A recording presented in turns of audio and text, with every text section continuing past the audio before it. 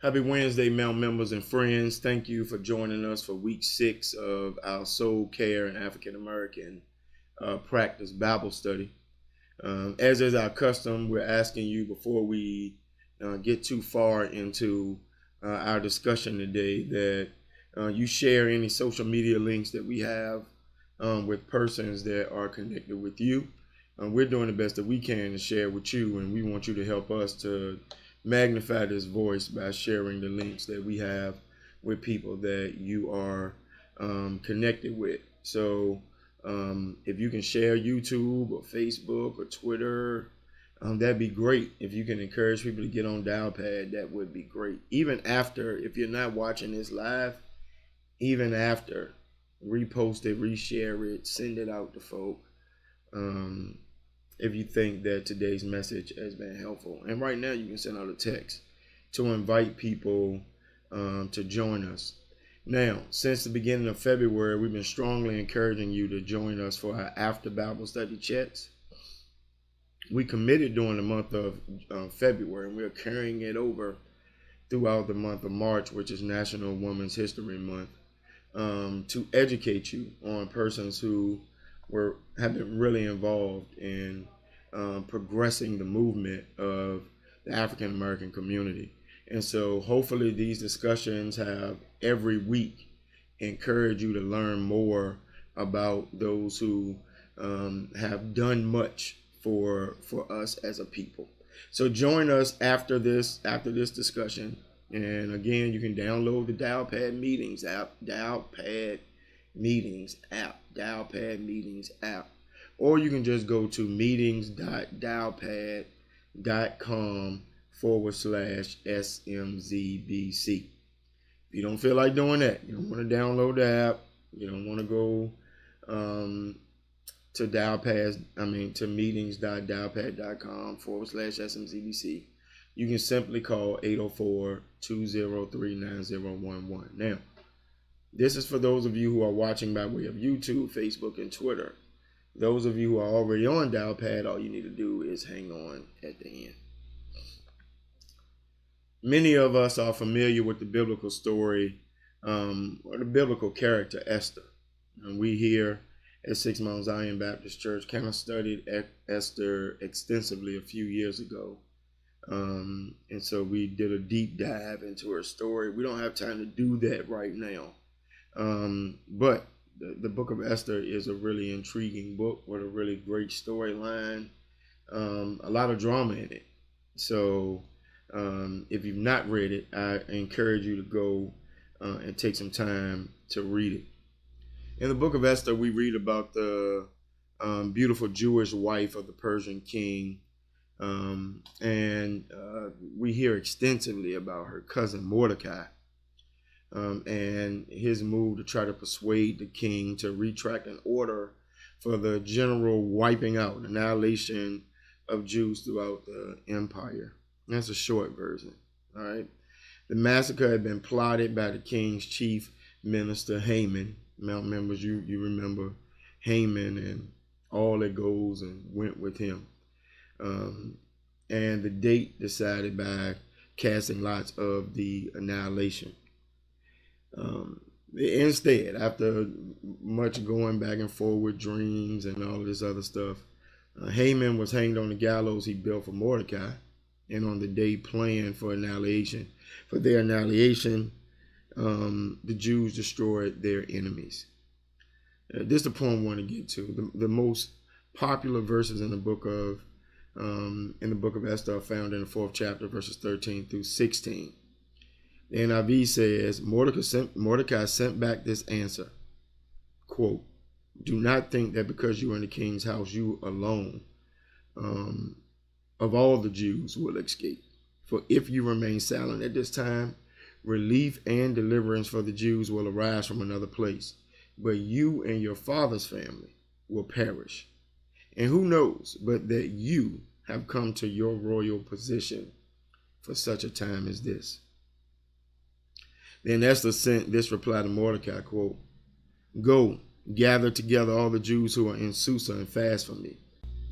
Do not eat or drink for 3 days or 3 nights, and I and my attendants will fast as you do. When this is done, I will go to the king, even though it's against the law. And if I perish, I perish." And we decided to throw that in so we can get some biblical context to the people that we are going to look at and discuss today. We believe that these women have the same mindset of Esther. They ended up counting the cost, and they decided that they were willing to die for the fight for freedom. Dr. Kenneth Jenkins, professor in the Department of African and Afro-American Studies at the University of North Carolina, shares the following. When most Americans think of the civil rights movement, they have in mind a time span beginning with the 1954 Supreme Court decision in Brown versus Board of Education, which outlawed segregation, or they think about the 1955 Montgomery bus boycott. And they think of the many other things, whether it's Selma or Birmingham. But they think the movement culminates in the late 60s or early 70s. He says the movement encompassed both ad hoc, local groups, and established organizations. One being the National Association for the Advancement of Colored People, that's NAACP. The Congress of Racial Equality, that's CORE. The Southern Christian Leadership Conference, SCLC, and the Student Nonviolent Coordinating Committee. Now, these groups may not have seen eye to eye on their strategies and tactics, and truth is, most of the time they did. But because they included members from different classes and backgrounds, the movement shared the overall goal of eliminating the system of Jim Crow segregation and the reform of some of the worst aspects of racism in American institutions and in life. And so today, during this National Women's History Month, we like to highlight a few of those women who were instrumental in these organizations. Ella Jo Baker was born on December the 13th, 1903, just down the road in Norfolk, Virginia. Growing up in North Carolina, she developed a sense for social justice early on, due in part to her grandmother's stories about life under slavery. As a slave, her grandmother had been whipped for refusing to marry a man chosen for her by the slave owner. Her grandmother's pride and resilience in the face of racism and injustice continued to inspire Miss Baker throughout most of her life. Ella Baker's maternal grandparents bought, lived on, and cultivated land that was formerly a part of the plantation on which they were enslaved. They bought the land for $250, which they paid off in installments. This purchase was the source of great pride for their family, and they went on to become successful farmers. Baker studied at Shaw University in Raleigh, North Carolina. As a student, she challenged school policies that she thought were unfair. After graduating in 1927 as the class's valedictorian, she moved to New York City and began joining in on social activist organizations and their work. In 1930, she joined the Young Negroes Cooperative League, whose purpose was to develop black economic power through collective planning. She involved herself with several women's organizations. She was committed to economic justice for all, and once said, quote, "People cannot be free until there is enough work in this land to give everybody a job," unquote. Ella Baker began her involvement with the NAACP in 1940. She worked as a field secretary first, and then served as director of branches from 1943 to 1946. Inspired by the historic bus boycott in Montgomery, Baker co-founded the organization In Friendship to raise money to fight against Jim Crow laws in the Deep South. In 1957, Baker moved to Atlanta to help work with Martin Luther King and others as they formed this new organization, the Southern Christian Leadership Conference. She also ran a voter registration campaign called Crusade for Citizenship. Ella Baker was instrumental in the first few years of work with the conference. She even, for a while, was given the opportunity to lead the SCLC as an executive director. Ella Baker was one of the most forthright leaders in the movement. Not just forthright woman, but forthright leaders in the movement. Baker did not have any qualms at all with telling Martin Luther King Jr. and his leaders when she felt like they were going in the wrong direction. She stood up for what she believed in. And Baker really was one of the most significant voices in Atlanta during the time of the formation of the SCLC. In February of 1960, a group of black college students from North Carolina A&T refused to leave a Woolworth's lunch counter in Greenboro, where they had been denied service. Baker left the SCLC after the Greenboro sittings. She wanted to assist the new student activists because she viewed young emerging activists as a resource and an asset to the movement. Ms. Baker organized a meeting at Shaw University for the student leaders of the sit-ins in April 1960, and from that meeting, SNCC, the Student Nonviolent Coordinating Committee, was born. Adopting the Gandhian theory of nonviolent direct action, SNCC members joined with activists from CORE to organize the 1961 Freedom Ride. For those of you who may want to do a deeper dive, it was Ella Baker who continued to make sure that these young people were organized, were focused. And she loved working with younger people more than she did LCLC and adults, because sometimes it seemed like they were more committed to the cause than to all of the other things that came along with it. SNCC in 1964 created the Freedom Summer, an effort to focus national attention on Mississippi's racism and to register more black voters. And Ms. Ella Baker and many others believed that voting was one key to freedom.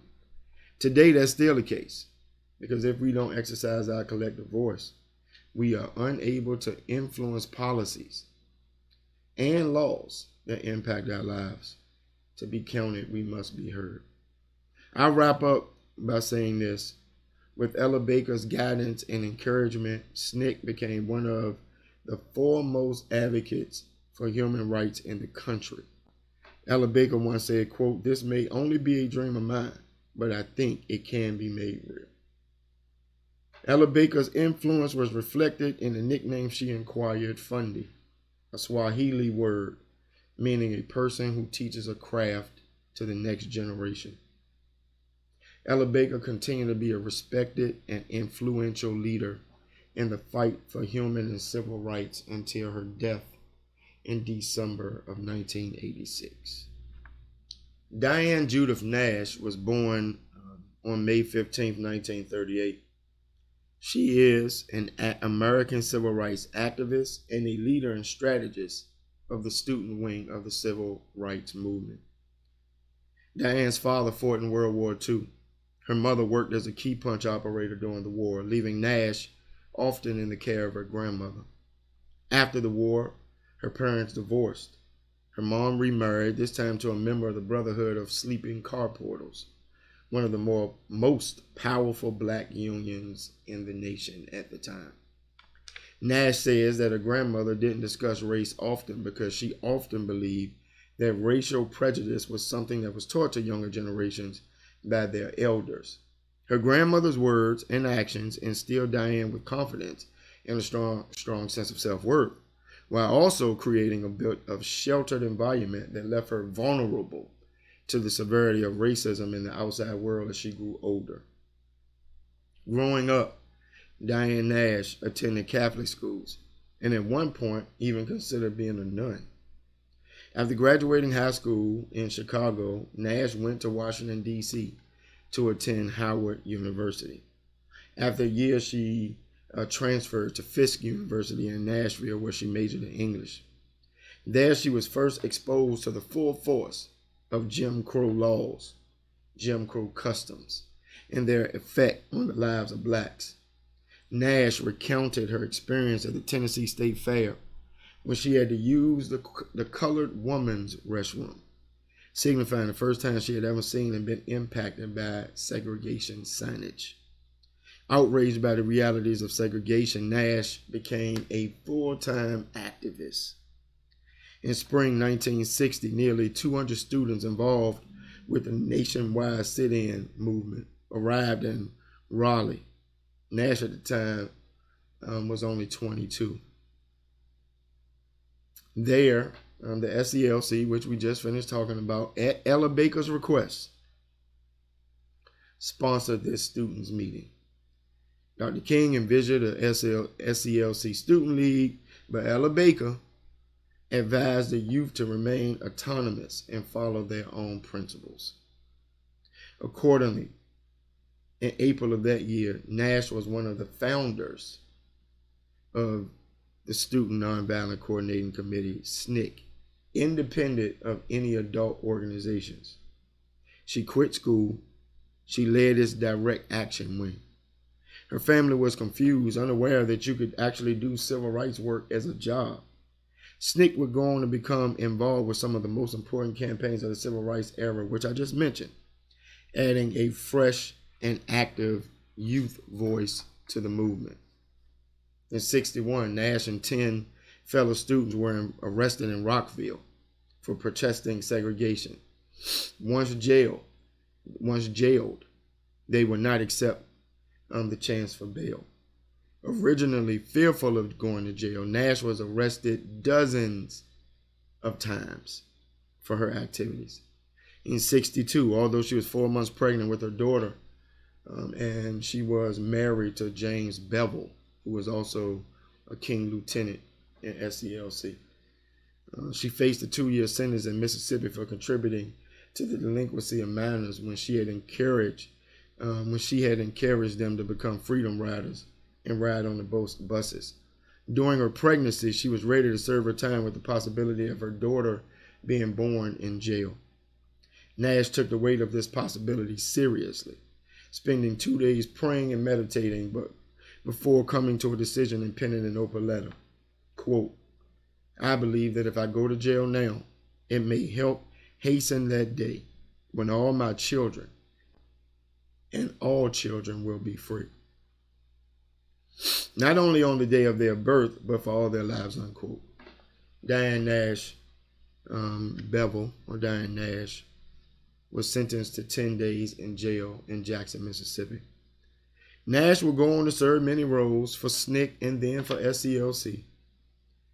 Though years later, Nash is clear about how she saw herself in relationship with King and other clergy, stating, I never considered Dr. King my leader. I always considered myself at his side, and I consider him at my side. I was going to do what the Spirit told me to do, so if I had a leader, the Spirit was my leader. She later cut ties with SCLC, questioning their leadership structure, not too different than Ella Baker, who did the same thing. She often questioned their male and clergy-dominated ranks. She would also quit or split from SNCC in 1965 when their directives changed under Stokely Carmichael's leadership. Some of you all may know that SNCC became very rebellious under Stokely Carmichael. And Stokely Carmichael and a couple other brothers started the Black Power movement, the Black Panther movement, and the Black Power movement, but it came through leaders who were part of SNCC. So they went Greenwood, Mississippi. Anyway, you can go study that on your own.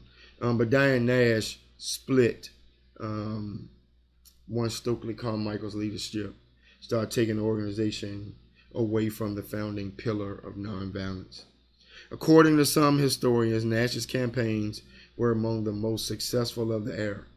Her efforts included the first successful civil rights campaign to integrate lunch counters in Nashville, the Freedom Riders, who desegregated interstate travel, co-founding the Student Nonviolent Coordinating Committee, co-initiating the Alabama Voting Rights Project, and working on the Selma Voting Rights Movement. This helped gain congressional passage of the Voting Rights Act in 1965, which authorized the federal government to oversee and enforce state policies and practices to ensure that African Americans and other minorities were not prevented from registering and voting. Diane Nash, a civil and human rights institution in the African American community, is still alive. She'll be 84 in a couple months, and so we salute her for her work. According to a biographical sketch on the National Women's History Museum website, Fannie Lou Hamer rose from humble beginnings in the Mississippi Delta to become one of the most important, passionate, and powerful voices of the civil and voting rights movement, and a leader in the efforts for greater economic opportunities for African Americans. Hamer was born on October 6, 1917, in Montgomery County, Mississippi. She was the 20th and last child of sharecroppers. She grew up in poverty, and at age 6, Hamer joined her family picking cotton. By age 12, she left school to work. In 1944, she married Perry Hamer, and the couple toiled on the Mississippi plantation owned by B.D. Marlowe until 1962. Because Hamer was the only worker who could read and write, she also served as a plantation timekeeper. In 1961, Hamer received a hysterectomy by a white doctor without her consent while undergoing surgery to remove a uterine tumor. Such forced sterilization of black women as a way to reduce the black population was so widespread it was dubbed a Mississippi appendectomy. Unable to have children of their own, the Hamers adopted 2 daughters. That summer, Hamer attended a meeting led by civil rights activist James Foreman of SNCC, aforementioned, and James Bevel of the SCLC, the husband of Diane Nash. Hamer was moved to act because of efforts to deny blacks the right to vote.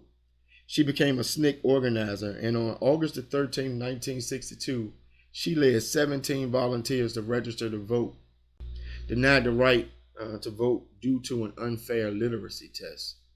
The group was harassed on their way home when police stopped their bus and fined them $100 for the trumped-up charge that the bus, listen to this, was too yellow. That night, Marlowe fired Hamer for her attempt to vote. Her husband was required to stay until the harvest. Marlowe confiscated much of their property. The Hamers moved from their home with very little. In June 1963, after successfully completing a voter registration program in Charleston, South Carolina, Hamer and several other black women were arrested for sitting in a whites-only bus station restaurant in Mississippi. At the jailhouse, she and several of the women were brutally beaten, leaving Hamer with lifelong injuries from a blood clot in her eye, kidney damage, and leg damage. In 1964, Hamer's national reputation soared as she co-founded the Mississippi Freedom Democratic Party, which challenged the local Democratic Party's effort to block black participation. Hamer and other MFDP members went to the Democratic National Convention that year, arguing to be recognized as the official delegation. When Hamer spoke before the Credentials Committee calling for mandatory integrated state delegations, President Lyndon Johnson held a televised press conference so that she would not get any television airtime, but her speech, with its poignant descriptions of racial prejudice in the South, was televised later. In 1964, Hamer helped organize Freedom Summer, which brought hundreds of college students, black and white, to help with African American voter registration in the segregated South. In 1964, she announced her own candidacy for the Mississippi House of Representatives, but was barred from the ballot. A year later, Hamer, Victoria Gray, and Annie Devine became the first black women to stand in the U.S. Congress when they unsuccessfully protested the Mississippi House election of 1964. In 1971, Hamer helped to found the National Women's Political Caucus. Frustrated by the political process, Hamer turned back to economics as a strategy for greater racial equality. In 1968, she began a, quote, pig bank to provide free pigs for black farmers to breed, raise, and slaughter. A year later, she launched the Freedom Farm Cooperative, buying up land that blacks could own and farm collectively, with the assistance of donors, including the famed singer Harry Belafonte, who was so instrumental in the movement for civil and human rights. She purchased 640 acres, that's a whole lot of land, and launched a coupe store, a boutique, and a sewing enterprise. She single-handedly ensured that 200 units of low-income housing were built. Many of them still exist today. The FFC lasted until the mid-70s. At its heyday, it was among the largest employers in Sunflower County.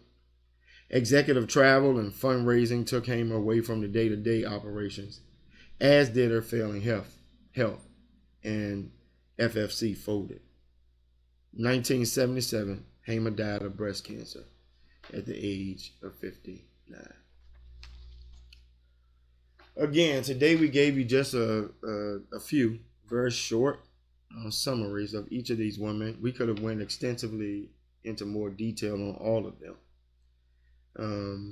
Each of them, Ella Baker, Diane Nash, Fannie Lou Hamer, were all willing to, just like Esther, sacrifice for the sake of what they believed to be right. During our after Bible study chat, I want to show a video of Fannie Lou Hamer and hear from you what you learned today. I want you to come on over and I want you to answer the week's question, okay? What did you learn about these women that we discussed in today's lesson? Download the Dialpad meeting app, y'all. Or just go to meetings.dialpad.com/SMZBC. And if you don't feel like doing that, just call 804-203-9011. If you're on Facebook, if you're on Twitter, if you're on YouTube, come on over. Not only do I want you to come over, but I also want you to participate. Not just listen, come on over and participate. What'd you learn about these women? Anything about their lives? Biblical story of Esther? That may motivate you or encourage you during this season of Lent. Remember, tomorrow morning at 7 o'clock, we're on our prayer call, and every day at 1 o'clock, Monday through Saturday, we are praying. Stop what you do and pray. Stop what you're doing and pray. Stop what you're doing and pray. Friday, we're here feeding at 12:45, food pantry if you need groceries. Make it through the week. Stop through, see us. And then Sunday, we're here for worship, in person and virtual. All right. God bless you all. And let's get this party started. Jump on over and let's have this conversation.